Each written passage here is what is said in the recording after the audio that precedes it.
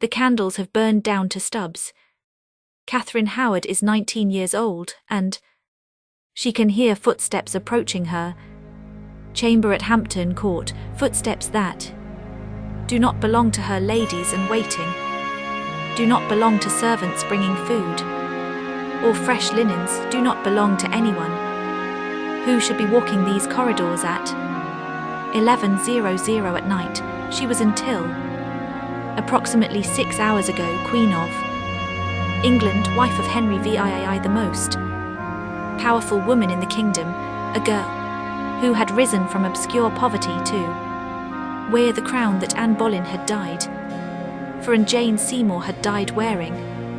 Now she sits in her private chamber, forbidden to leave, surrounded by guards who will not meet her eyes, waiting for something she does not yet fully understand. The king has not come to see her, the king has not sent word. The king, her husband of 16 months, the man who called her his rose without a thorn, the man who showered her with jewels and praised her beauty to every ambassador in Europe, has locked himself in his own chambers and has been weeping for hours. She knows this because she can hear him. The royal apartments at Hampton Court are connected.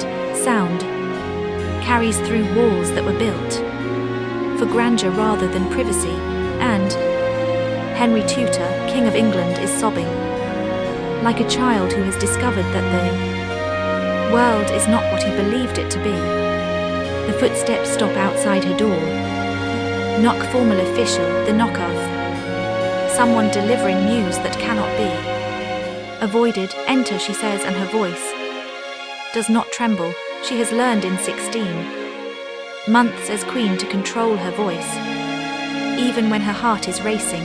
The door opens. Archbishop Thomas Cranmer stands in the entrance, his face arranged in an expression of pastoral concern that does not reach his eyes. Behind him she can see guards, more guards than should be necessary for a simple visit from the Archbishop of Canterbury. Your Majesty, Cranmer says, and the title sounds different in his mouth than it did this morning. This morning it was acknowledgement, now it sounds like accusation. I come on the king's business. There are matters that must be discussed at this hour. The matters are urgent. They concern your conduct before your marriage to His Majesty, and during it the words land like stones dropped into still water. She feels the ripples spreading outward, feels the implications settling into her understanding. Someone has talked, someone has told, and everything she has built, everything she has survived to achieve is about to collapse. What you are about to learn is the true story of Catherine Howard's destruction, not the execution itself, which took only seconds, but the 3 months of psychological torture that preceded it.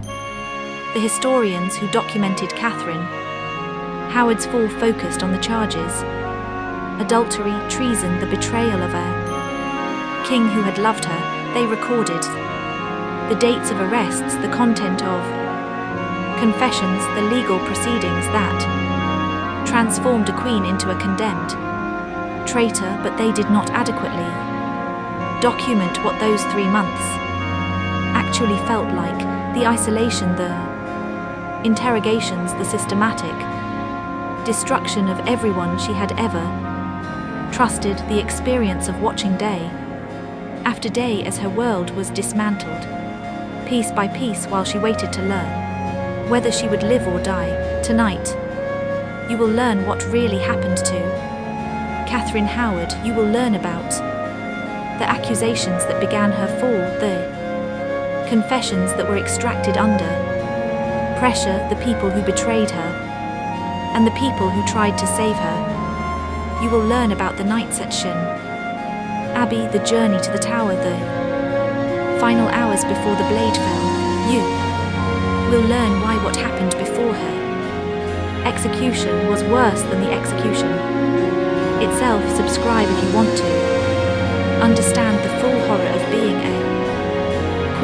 fell from grace in tutor.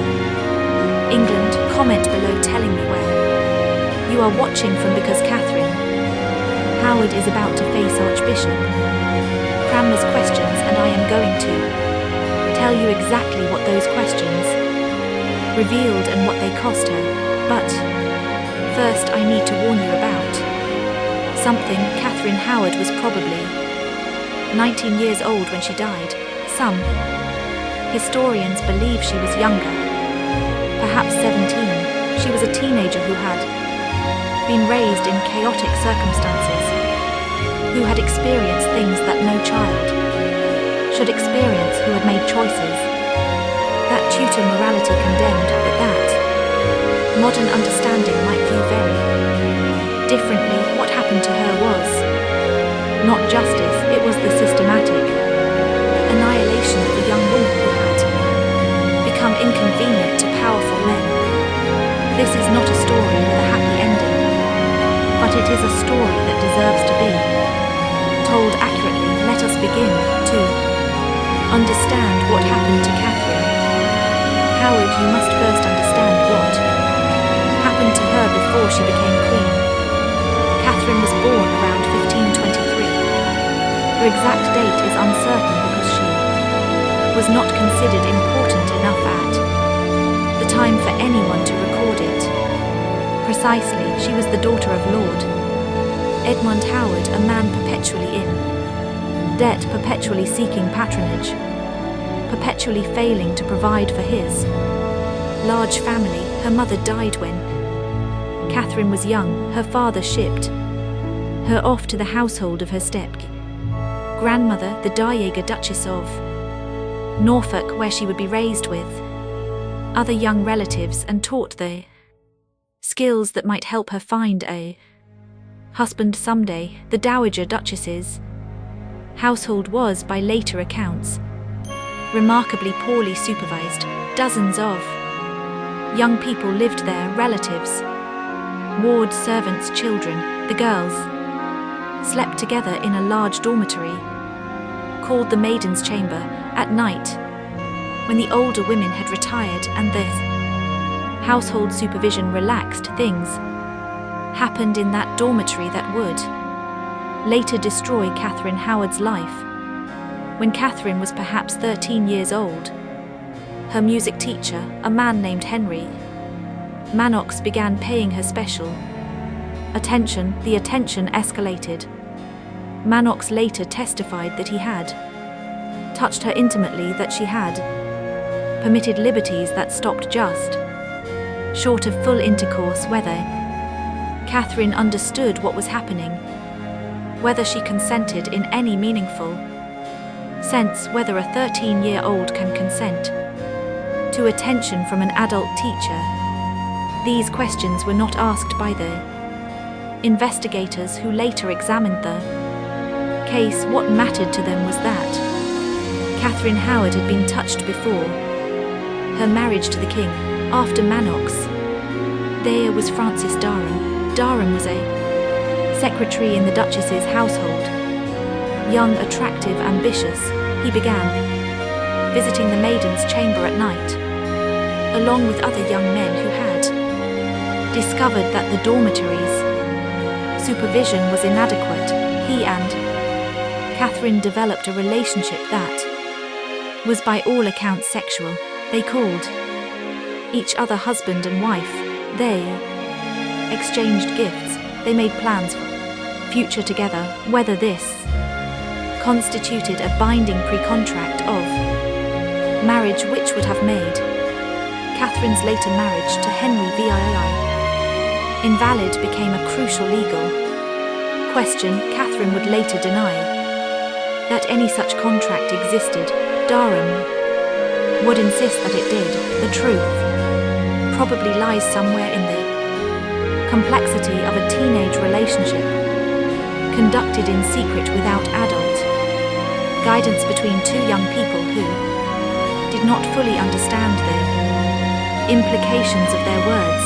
What matters for our story is this: by the time Catherine Howard came to the royal court at age 16 or 17, she had a past past that powerful people knew about, that servants had witnessed, that could be used against her if anyone chose to investigate. And in November 1541, someone chose to investigate.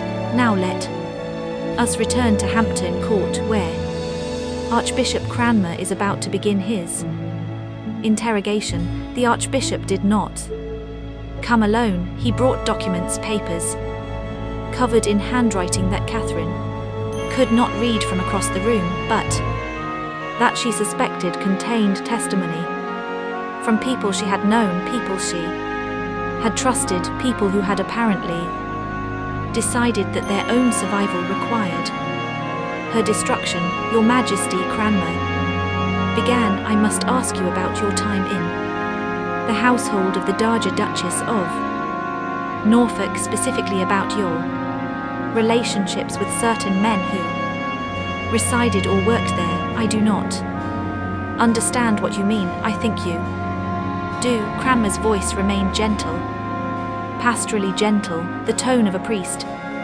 hearing confession. We have received testimony from multiple witnesses, testimony that describes conduct unbecoming of a maid, let alone a queen.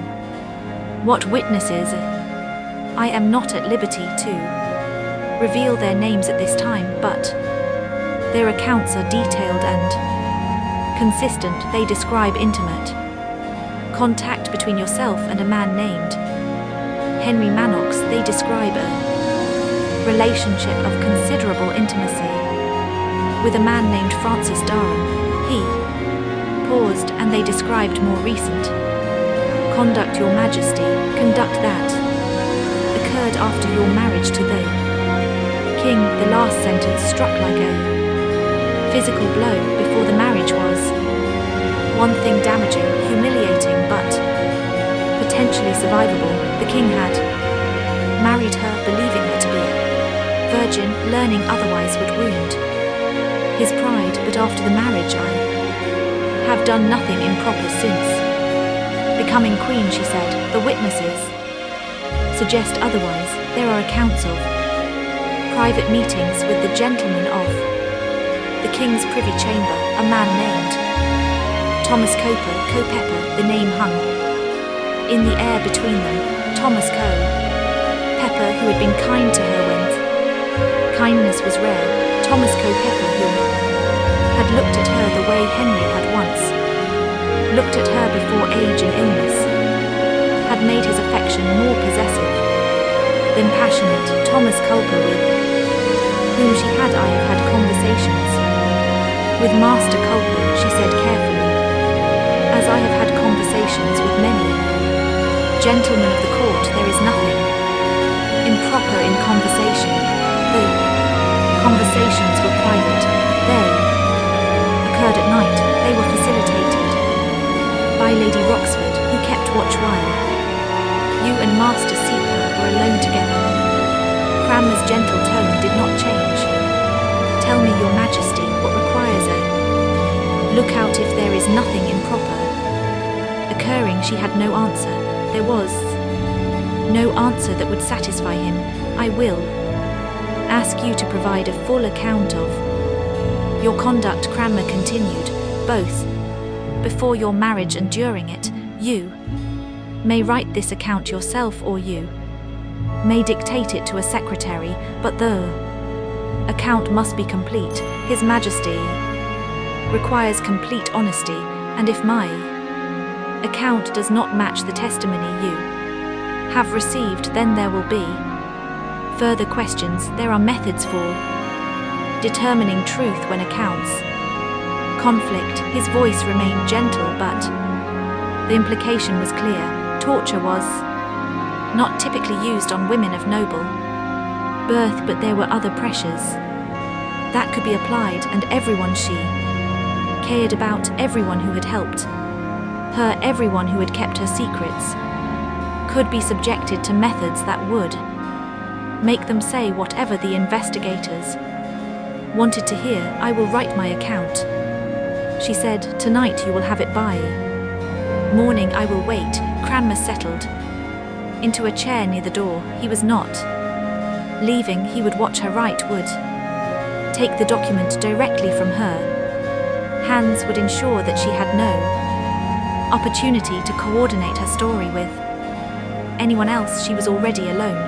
The isolation had begun. Let me stop here to explain something about tutor interrogation, because without understanding the system Catherine was facing, you cannot understand what the next 3 months would cost her. When the tutor state decided to investigate someone, it did not simply ask questions and accept the answers. It conducted comprehensive examination that sought to uncover every possible fact, implicate every possible associate, construct the most damaging possible interpretation of events. The investigators would begin by gathering testimony from anyone who might have relevant information: servants, relatives, friends, enemies. Everyone would be questioned. The questioning would be persistent, repeated, designed to catch inconsistencies and contradictions that could be exploited. Those who refused to provide useful testimony faced consequences. Minor figures might be threatened with imprisonment or loss of position. More significant figures could face charges of their own misprision of treason, concealment of information, participation in whatever crimes were being investigated. The system created overwhelming pressure to provide information, even if providing that information meant betraying people you had known and trusted. Once sufficient testimony had been gathered, the principal subjects would be questioned directly. Their accounts would be compared to the testimony already collected. Any discrepancy, any detail that did not match would be treated as evidence of deception, and deception matters touching the king's honor was itself a crime. For Catherine Howard, this system meant that her fate depended not only on what she said, but on what everyone else said, and everyone else was being questioned simultaneously, under pressure to reveal everything they knew or suspected, with their own survival depending on their cooperation. The system was designed to produce confessions. It almost always succeeded. Catherine wrote her account that night, with Cranmer watching from across the room. She had to make choices: what to admit, what to deny, what to minimize. She could not know exactly what the witnesses had said, could not coordinate her story with theirs, could not anticipate which details would be verified and which would be challenged. She admitted to Manox, she admitted that he had touched her, that she had permitted liberties that she should not have permitted. She was careful to emphasize that there had been no actual intercourse, a crucial distinction that might affect whether her marriage to the king was considered valid. She admitted to Dara, she admitted the relationship, the intimacy, the nights in the maiden's chamber when he had visited her bed, but she denied that there had been any pre-contract of marriage. She denied that she had ever promised to marry him. She framed the relationship as something that had happened to her youthful indiscretion, the result of inadequate supervision, rather than something she had chosen. And she denied Culpeper. She admitted the meetings she had to since Lady Roxford and others had witnessed them, but she denied that anything improper had occurred. They had talked, they had exchanged tokens of affection, but there had been no physical intimacy, no betrayal of her marriage vows, no adultery. The denial was her gamble.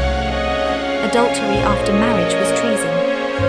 Treason meant death if she could maintain that nothing treasonous had occurred with Culpeper, if the meetings could be indiscreet. Rather than criminal, she might survive. The gamble depended on Culpeper telling the same story. She would learn in the days that followed that Culper was not going to tell the same story. The morning after Cranmer's visit, Catherine was moved from her private chambers to a smaller suite elsewhere in Hampton Court. The move was presented as temporary, a change of accommodations, while certain matters were resolved, but she understood what it meant. She was being separated from her household, from her servants, from anyone who might help her coordinate her defense. She was permitted to keep a few ladies in waiting, but these women were carefully selected people whose loyalty to the king exceeded their loyalty to her. People who would report every word she spoke, every tear she shed, every moment of despair she displayed. She did not see Henry. She would never see Henry again. What she heard through the careful silence that surrounded her was that the king had moved from grief to rage. The weeping she had heard through the walls had given way to fury. Henry was calling for a sword so that he could kill her himself. Henry was announcing that she had been the opposite of everything he believed her to be. Henry was demanding that everyone who had deceived him, everyone who had failed to reveal her past, be hunted down and punished. The investigation expanded daily. The Dowager Duchess of Norfolk, Catherine's step-grandmother, whose household had been so poorly supervised, was interrogated. Her servants were interrogated. Every person who had lived in that household during the years of Catherine's residence was identified and questioned. Henry Manox was arrested. Francis Darham was arrested. Thomas Culper was arrested. Lady Ranchford, Jane Boleyn, the widow of Anne Boleyn's brother, who had served Catherine as lady-in-waiting and had facilitated the meetings with Culpeper, was arrested. One by one, everyone Catherine had ever trusted was taken into custody. One by one, they were questioned under conditions designed to produce whatever answers the investigators wanted, and one by one they began to talk.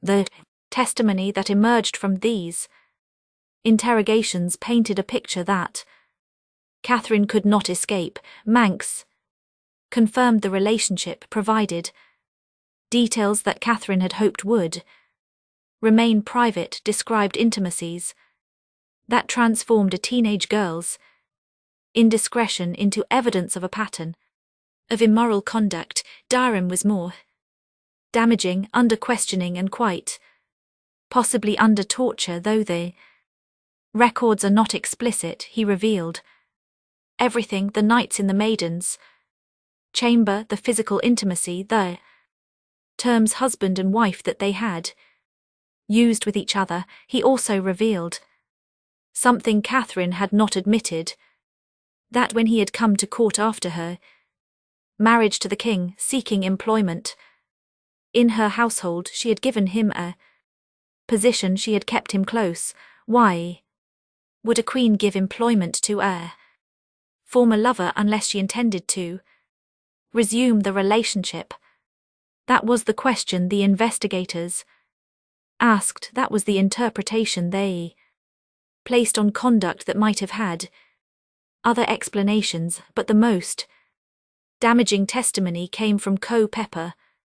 Culpeper had been questioned separately, without knowledge of what Catherine had said in her written account, and Culpeper, facing charges of treason that could result in a hideous death, had not maintained the same denials that Catherine had offered. He admitted to meetings, he admitted to affection, he admitted that in his own words he intended and meant to do ill with the Queen, and that in likewise the Queen so minded to do with him, intentions. The word was crucial, even if nothing physical had occurred, and the investigators were not certain either way the intention to commit adultery was itself treasonous. Culpeper had confessed to intending what Catherine denied had ever been intended. The stories did not match, and when stories did not match, the investigators assumed the worst. Let me take you now to November 22, 1541, when Catherine Howard learned what her situation had become. She had been held in the smaller suite at Hampton Court for nearly 3 weeks. She had been questioned repeatedly, had provided multiple accounts that attempted to explain her conduct without admitting treason. She had wept, had protested her innocence, had begged for the opportunity to speak with the king. Directly, the opportunity never came. Instead, on November 22, a delegation arrived to inform her that she was no longer queen's by order of the Privy Council, acting on the king's authority. Catherine Howard was stripped of her royal title. She was no longer Queen of England. She was no longer entitled to the honorifics, the deference, the protections that queenship provided. She was simply Catherine Howard again, the obscure girl from the Darga Duchess's chaotic household, the nobody who had briefly worn a crown. The delegation also informed her that she was being moved not to the Tower, not yet, but to Sion Abbey, a former monastery that had been converted to secular use. There she would be held while the investigation continued and her fate was determined. What will happen to me? She asked the delegation. No one answered. Perhaps they did not know, perhaps they did not want to tell her. She was taken from Hampton Court under guard. The journey to Sion was not long. The abbey was located west of London along the Thames, but it might as well have been a journey to another world. Every mile she travelled took her further from the life she had known, closer to whatever ending awaited her. Sion Abbey became her prison for the next 10 weeks. The accommodations were not uncomfortable. She was given rooms, servants, adequate food, but she was completely isolated. No visitors were permitted, no letters were delivered, no news from the outside world reached her except through the careful filter of her guards and the officials who monitored her imprisonment. She did not know what was happening to the people she cared about. She did not know whether Culpeper was alive or dead, whether Lady Roxford was still being questioned, whether her family was trying to save her or had abandoned her to whatever fate the king decided. What she knew was that each day she survived was a day closer to some resolution. Either she would be pardoned, the king was unpredictable, had shown mercy before, might decide that her youth and foolishness deserve forgiveness, or she would be condemned. The waiting was the worst part. There is a particular kind of torture in uncertainty, in not knowing whether you will live or die, whether the next messenger brings salvation or doom. Catherine spent 10 weeks in that uncertainty, watching the winter days grow shorter, celebrating Christmas, isolation, marking the new year of 1542, with no indication of what that year would bring. And during those 10 weeks, while she waited, things were happening in London that she could not see. On December 1, 1541, Francis Durham and Thomas Culpeper were tried for treason. The trial was brief. The evidence had already been gathered. The confessions had already been extracted. Both men were found guilty. Both were sentenced to the traditional punishment for treason, to be hanged, drawn and quartered, the most painful death that English law prescribed. Pepper, because of his status as a gentleman, was granted a mercy. His sentence was commuted to simple beheading. Durham, who had no such status, received no mercy. On December 10, 1541, both men were executed at Tyburn. Pepper died first. He knelt, prayed for the king and queen, placed his head the block. The blade fell. It was over quickly. Durham's death was slower. He was hanged until nearly dead, then cut down while still breathing. What followed the disembowelment, the emasculation, the quartering of a still living body, was designed to demonstrate what happened to those who committed treason against the crown. Catherine did not witness these executions, but she learned of them. Someone, a guard, a servant, someone who wanted her to understand what awaited her, made sure she knew how the men who had loved her had died. Their heads were mounted on spikes on London Bridge. They would remain there for months, rotting, a permanent reminder of the cost of loving. Catherine Howard. The next 6 weeks passed in a kind of suspended horror.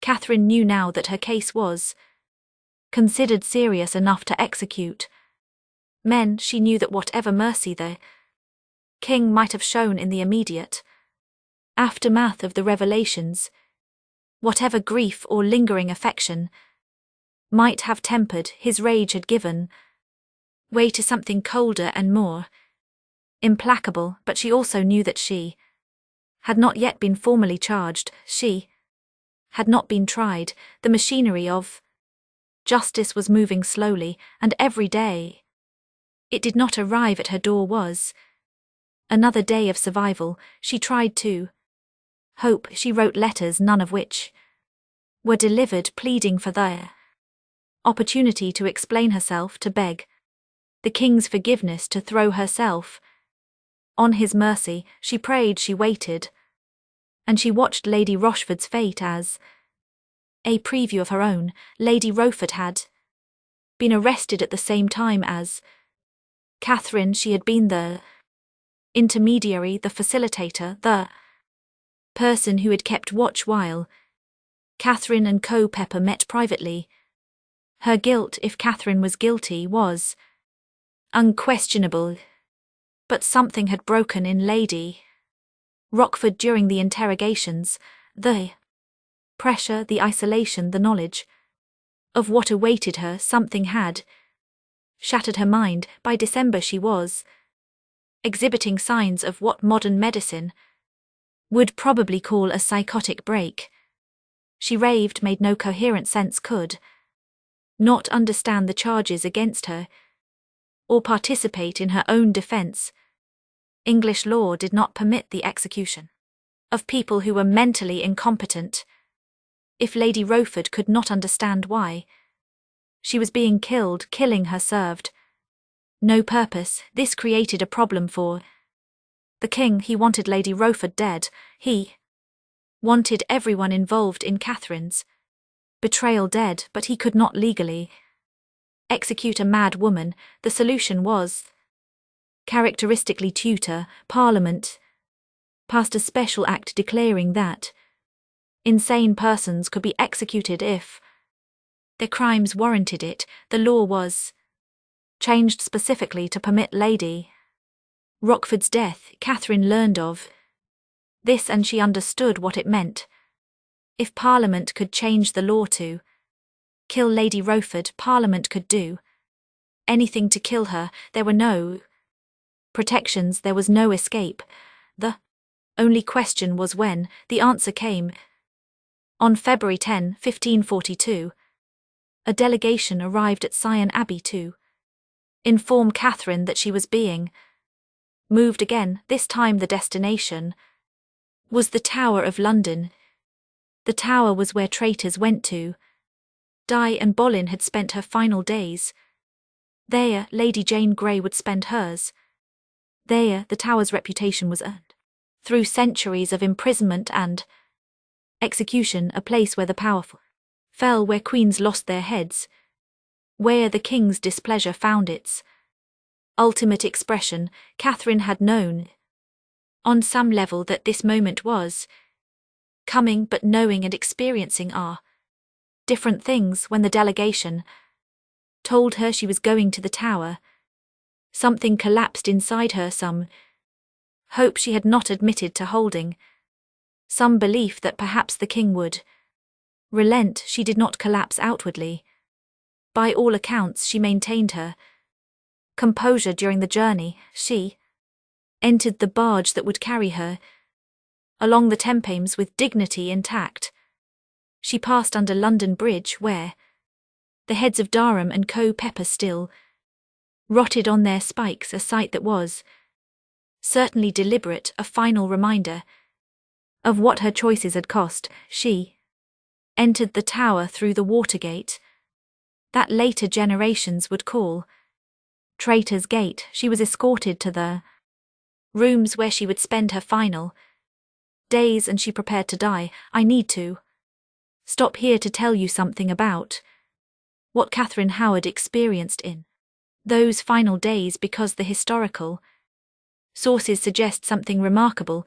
By all accounts, Catherine did not spend her last days weeping or pleading or protesting her innocence. She spent them preparing. She asked for the block to be brought to her room so that she could practice laying her head upon it. She wanted to die well, to face her execution with the dignity that her brief time as queen had taught her to display. This detail has haunted historians for 5 centuries. A teenage girl facing death, asking to rehearse the act of dying so that she would not falter when the moment came. There is something in that detail that speaks to both the horror of her situation and the strength she found within it. She was not going to give her enemies the satisfaction of watching her break. She had broken privately during the long nights at Sion, during the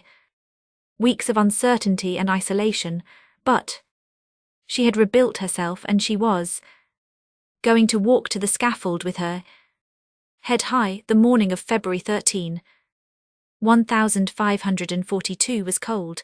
Catherine woke early, or perhaps she had not slept at all. She dressed in the clothes that had been provided for her execution, simple garments that would make the headsman's job easier. She said prayers. She prepared herself for what was coming. Lady Rowford would die the same day. The law that had been changed to permit her execution had done its work. She was lucid enough now, or appeared lucid enough, to understand what was happening. Both women would walk to the same scaffold, would face the same blade, would die within minutes of each other. Their execution was scheduled for early morning, before the tower would fill with its daily business. Only a small number of witnesses were permitted, officials whose presence was required by law, guards who maintained order, a few others whose attendance the king had authorized. Catherine walked to the scaffold under her own power. She did not falter, she did not weep. She had practiced this walk, practiced this moment, prepared herself for exactly this. At the scaffold she was expected to make a speech. This was tradition. Condemned prisoners addressed the crowd, confessed their sins, acknowledged the justice of their punishment, prayed for the king. The speech was not optional. Refusing to give it would have been a final act of defiance that the authorities would not tolerate. Catherine gave her speech. The exact words were not recorded, or rather, different witnesses recorded different versions, and the precise text is uncertain, but the general content is consistent across accounts. She acknowledged that she deserved death. She prayed for the king and for his welfare. She asked those present to pray For her soul, she did not confess to adultery, even at the end, facing the blade. She maintained that she had not committed the act that justified her death under law. She had been foolish, indiscreet, guilty of conduct unworthy of a queen, but she had not betrayed her marriage vows. The confession she did not give was perhaps her final act of resistance, the only thing left that was hers to control. She knelt, she placed her head on the block, the same motion she had practiced, the same position she had rehearsed. The headsman raised his axe. One stroke, it was over. Catherine Howard was dead at 19 years old, having been Queen of England for 16 months, having spent the last 3 months of her life in a waking nightmare that made the death itself almost a relief. Lady Rowford followed her moments later. The same scaffold, the same blade, the same quick death. Their bodies were taken to the chapel of St. Peter at Vincula. Within the tower walls, they were buried near Anne Boleyn, who had died on this same scaffold 6 years earlier. The 3 women who had been Henry VII's queens, the 2 he had executed, and the 1 who had died in childbirth, now rested within steps of each other.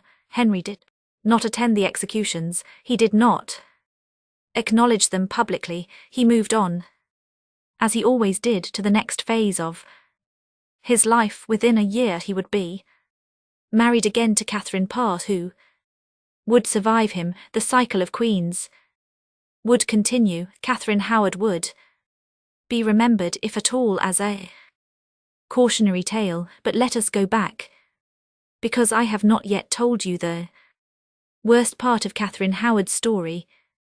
The worst part was not the execution.